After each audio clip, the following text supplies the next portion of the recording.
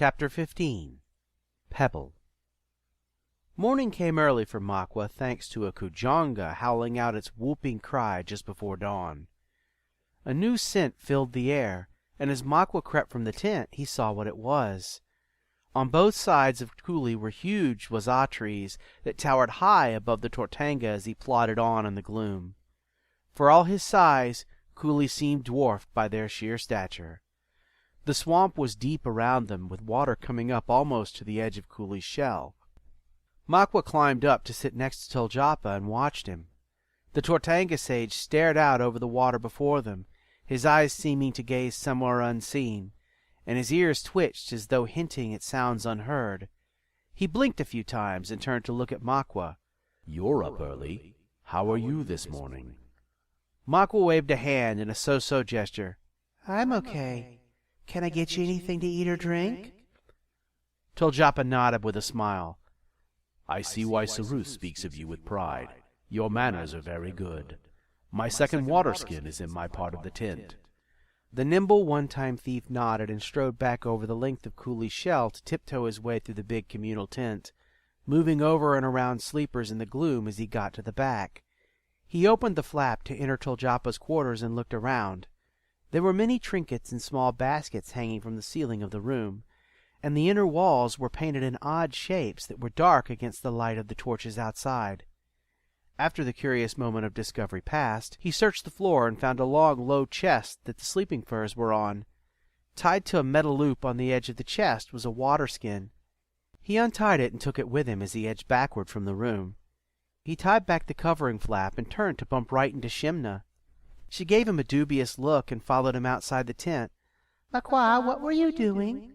Her voice was almost too loud to use with sleepers nearby, and her expression was one that looked untrusting, with her tail twitching and her ears pinned back. He held up the water skin and blinked, perking his ears as he glanced at it. She blinked back and peered closer at it. "What do you want with that?"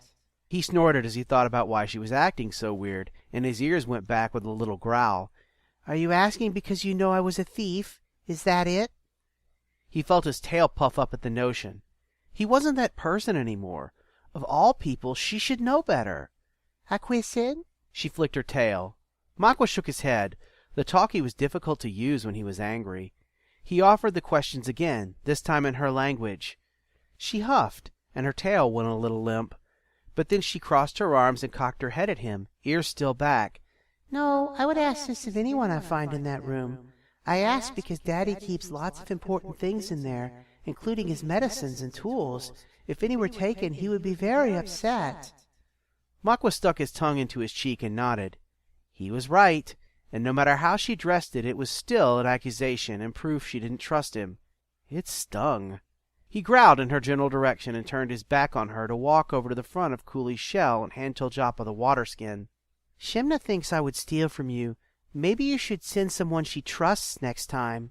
Toljapa blinked. "She crossed words with you on this?" He nodded and turned to go back into the tent. As he walked back by, he found Shimna, who stood in his path with her ears back and her arms crossed. He huffed in annoyance and went to walk around her.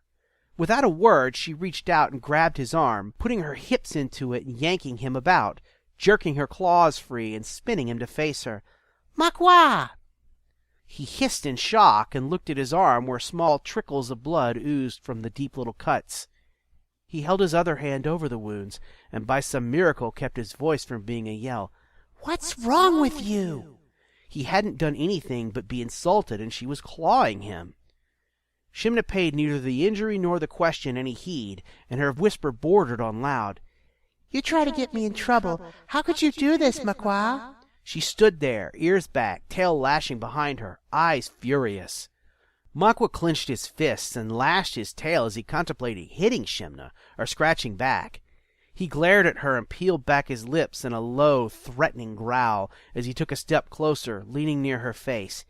"You little—" Her ears panned sideways with a yip, and she bolted to the front to sit beside her father and, of course, start talking. Machwa huffed out a snort and stomped off to the tent, while licking the fresh cuts above his wrist. This was stupid, and the more he thought about it, the dumber it got. Having Toljapa see him hitting Shimno would be one of the quickest ways ever to anger Saruth. It would be real trouble no matter how gentle the man was, once the story reached him. There was also the fact that Toljapa might personally beat him senseless for attacking his daughter before bothering to tell his guardian. Even in his anger, he knew that much, and also knew Shimno wouldn't leave it alone. It was impossible for that girl to leave anything alone. He had to get away from this before it got any more idiotic. An escape plan began to form. Cooley came to a stop as the warm rays of the dawn reached out over the world to claim it in their gentle embrace, and the plan became action. When the Tortanga sank down into the water beside a large rock that bordered the beach, Machwa hopped off onto the rock, wearing his armor and pack with his spear in hand. He needed some time alone. There hadn't been much since he'd left Barumath. There were lots of people in the port city, but he could be alone in a crowd of strangers. That was a luxury he missed in the company of people who cared for him and knew who he was. He made his way down to the bank and landed in the sticky mud with a wet sound. In spite of the mud that wanted to stick to his boots, he felt free as he went. Toljapa saw him go and stopped Shimna from following him. There was an argument between the man and his daughter, but he refused to let her pursue. Machwa didn't pay attention to understand most of what was said, but did catch Toljapa's comment about a boy needing his space. Thank you, Toljapa, he thought as he went. He walked up the bank into the thick underbrush and used his spear to push the plants out of his way as he explored the rocky island within the swamp. There were many stone surfaces that seemed out of place in the landscape of mud and sand. He made a morning of it, found some kupatha berries for breakfast, and let the part of him that wanted to wander do so. After walking around for a while, he located a small pool that had green minerals in the bottom of it and smelled like copper coin. Sniffing around led him to realize that the warm water was in many pools nearby, and that this island was rather large in comparison to most that were in the swamp. He forged a trail through the underbrush and moved under some fallen logs and over others as he followed his wanderlust. He noticed the terrain beginning to rise, and at one point he came to a small clearing and looked upward through the hole in the brush. He could see that the land was sloping steeper as he went along. There were more kupatha vines, so he ate more berries. At first the trip seemed slow and plodding, but as Machwa continued on, he got better at pathfinding. He found himself knowing where to step and where to look for the next opening in the brush ahead without having to stop to consider his options as often. He didn't notice it at first, but after a time he realized the air was getting warmer. Earlier he had paid it no mind because he assumed it was the natural warming of the day. Given enough time, he realized it couldn't be just that. He looked up every so often to keep track of where the sun was so he could find his way back. Soon strange smells surrounded him. Some of the smells were bad, like the smell of rotten eggs, while others were good smells, almost like cooked fish or fire. The sounds of the swamp in the distance around him were peaceful. There were the splashes of fish and the buzzing of insects. At one point he stopped dead in his tracks, jaw dropping. He saw a small creature that looked like an amphibian of some sort swelling up from the surface of the water, expanding as it ascended. It had little brown and green spots on its wet yellow skin and kept getting fatter and fatter, but for its small head and hips as it rose up, midsection growing, fan-like fins at its sides unfolded. When Machwa managed to close his mouth, it looked at him with bulbous eyes and uttered a soft florp. He tilted his head and reached out with his spear to poke in its direction. No sooner had he done this than he saw a small blue spark in its mouth and jumped back as it belched out a burst of flame and zipped backward in the air, deflating as it fell into the water. Whoa! He blinked, touching the tip of his spear and feeling the warmth. Urgh! A soft gurgle announced the return of the creature in the other end of the nearest pool, and again it rose while swelling. Blorp. Eyeing him, it began to release gas from behind its fins with a soft, sputtering hiss, and glided away over the water, catching a breeze and drifting out of sight. Well, he blinked. That was different. He snorted and turned to continue. A little while later a movement to his left caught his eye, and he paused to look. Something about it made his tail twitch. He saw the gentle sway of trees and other plants in the soft breeze, but nothing else of note. Maybe it had been too long since he'd been alone? He scratched his head as he was distracted by the itching behind his ears.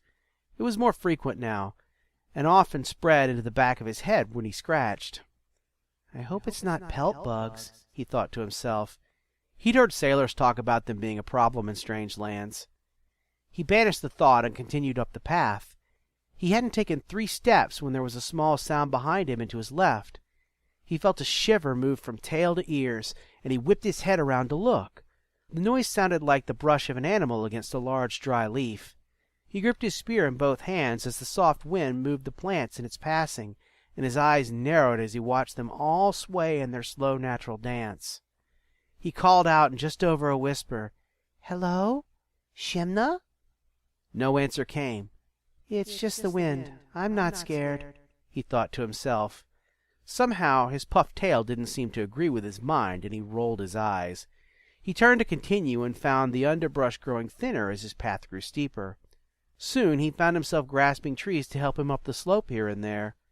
This caused him to look up and notice the trees were now more like those one might find in the high forest in Baruma's hills. They were softwoods that grew as tall as a ship's mast, and had leaves that were long and thin. His ears panned back at the sound of dry leaves being displaced, and he glanced down behind him. There was nothing at first, but then a gust of wind made its way around the hill and scattered some needles from the trees to send them falling to the forest floor. His mind was starting to agree with his repuffed tail. He was sure now that he was being followed, or watched, in the very least, and didn't want to risk looking stupid by running from a little girl. He waited and watched with a low growl under his breath as his tail began lashing.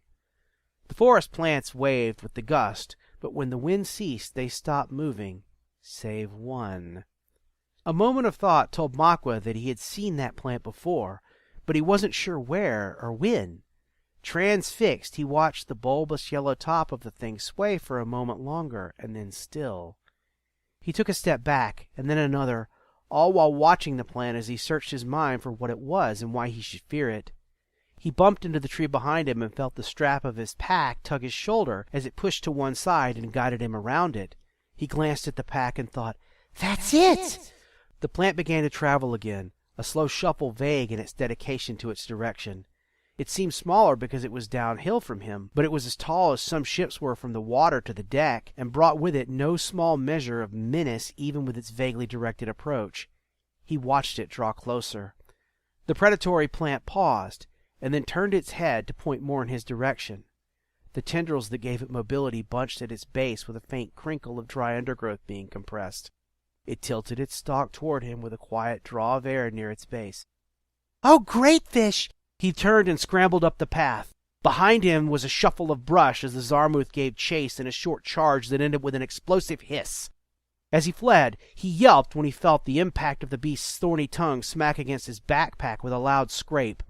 Inspired by terror, he crashed some 100 feet through the undergrowth, taking swats of brush all over his body while clawing his way up the steeper spots with a strength born of feral fear, and almost dropped his spear 3 times. When he noticed that all he heard was himself, he glanced over his shoulder and paused while panting. On the slope below, the plant was milling about without any real direction. He guessed it couldn't see very far, which was good to know. He looked around to make sure there were no others like it nearby, and sat to catch his breath while picking plant bits from his fur. He glanced at the sun and then down at the Zarmuth below, a shudder flowing through him as the adrenaline ran its course. He pulled off his pack and found a sticky smear across the back, complete with a new set of scratches. "I hope I don't find you on the way back." He glared down at it. Machwa continued uphill, and by what he thought was about the 4th hour of light he reached the summit. There he found a large rim of rock surrounding a bowl of steaming, bubbling mud. The vapors were blowing away from him, but the whole place stank of what Machwa's imagination assured him must be the breath of evil spirits. The thought made his fur stand on end. He pulled out the pebble that Saruth had spoken to him about at a time that seemed long ago. He looked over it in his palm and sought comfort in it while he stood on the very edge above a lake of mud and filth. Where was his life going? Was he really so different than he had been, given that Shimna didn't trust him? Why did it hurt so much that she didn't if he wasn't? His eyes strayed out over the natural cauldron of muck below, and he sighed. That annoying itch resurfaced behind his ears, and he reached up to scratch it with the hand that held his spear. When he did, his foot slipped from under him, and a moment of sheer panic took him as he jerked back so as not to slip into the dangerous mud below. His other hand went down to cushion the fall while he maintained his grip on the spear behind him. He grunted a yelp as he landed high on his backside, his tail pressed upward at an angle in which it wasn't meant to bend, while the weight of his pack smashed down against it. Ow! He shifted his hand forward on the ground to push himself back from the edge, and winced, lifting his stinging hand to shake it. He heard a sound a moment after, and leaned to look down at his pebble bouncing down the inside of the bowl toward the mud 10 feet below. Tack, tack, tack, tack, plop. He scooted back from the edge a bit more, groaned as he rubbed the base of his tail, and then stood and looked around as he considered going down to get it. He set his pack well aside, leaned as far down as he could, and used his spear to touch the inner rim of the bowl, which seemed to be rock or packed dirt covered in powdery dust. No good. He set the weapon aside and centered himself on the edge to ease his feet down against the inner rim. Just as he was about to slide down, he thought better of it. He imagined getting stuck in the mud and not having anyone to save him. He could feel the heat from the gooey substance where he perched on his palms, and imagined the joy of dying of thirst as well if he were to get stuck down there. That would be fun. Maybe Saruth would find him in time? How? Also, how long from now would it be if that happened? His ears splayed as he considered all this. It could be hours before Saruth even thought he'd been missing too long, given that Teljapa didn't seem to worry about him wandering off to get some space. Nope, he thought to himself in silence. He flopped forward and dragged himself into a sit, only to turn around and scoot back to the rim and look down once more. He knew he wasn't going down to get the pebble now, because there wasn't really any safe way to both secure it and also his escape. He didn't have a rope, did he? Wait, there was one in his pack. He looked at the bag, almost reached for it, but was arrested by the next thing he considered. He looked around. There was nowhere to attach a rope. So much for that. It was a bittersweet thought. What was it Saruth had said about survival in dangerous situations? Foresight grants hindsight. His own voice startled him a little, and his ears laid back. Saruth was right, and it was annoying. He took a deep breath and stared at the blue sky. He stood, put on his pack, grabbed his spear, and scratched his head as he looked down at the pebble with a glare. At least he was still alive and not in more peril brought on by thoughtless stupidity. Saruth would appreciate that as a consolation prize when he admitted to losing the pebble, right? A deep sigh flowed through him as he closed his eyes for a moment and turned to go. His lack of continued carelessness wasn't going to mitigate the fact that the man was going to be disappointed. Sorry, Saruth. 2 steps away he stopped. What in the... he thought. He'd seen something with his eyes closed, but had no clue what it was. He walked back and looked down into the edge of the mud where the pebble had fallen. It hadn't sunk below the surface. He closed his eyes, took a deep breath, and then let it leave his body. There it was again, and this time he knew what he was seeing. With the eye of his mind, he could see the shape of a small crystal where his pebble was. It was like when he chose the crystal for his talkie, only at a much greater distance. He concentrated and looked closer without moving his body to see the crystal hidden within the little pebble. He opened his eyes, and the focus faded until he almost lost it, but then came back as he hummed to himself. He blinked when he realized he was humming, and lost the crystal in a moment of distraction. His ears pressed back against his skull, and he lashed his tail. Oh! He blinked again in disbelief. No way! He closed his eyes and focused hard to find it again, then opened them as he hummed 3 notes in a row over and again, a low note first, then a higher one, then finally a note that was higher still. He worked with it, and felt the crystal in the rock seem to brighten in his mental view as he experimented. A jolt of excitement gripped him as the rock shifted in the mud. It grew louder as he felt the focus get better, and the little rock seemed to shiver about below. He kept this up for another minute or 2, noted the movements each time he hummed the 3 notes, and then tried something new. Come to me. As it shifted about, the rock rolled a little closer, moving up the mud an inch or so. Again Machwa chanted, Come to me. He could see it working, and feel the rock getting closer in his mental view. He came to the sudden realization that looking at the rock with his eyes had nothing to do with it, and that the reason he hadn't succeeded before was because his mind hadn't seen it. When he closed his eyes, he could focus much better, and he chanted in a sing-song voice, Come to me, Come, little crystal rock, come to me. He could see how his mental energy seemed to flow around the crystal and the rock, know its texture, sense its movement, and view it in a way that he found spooky.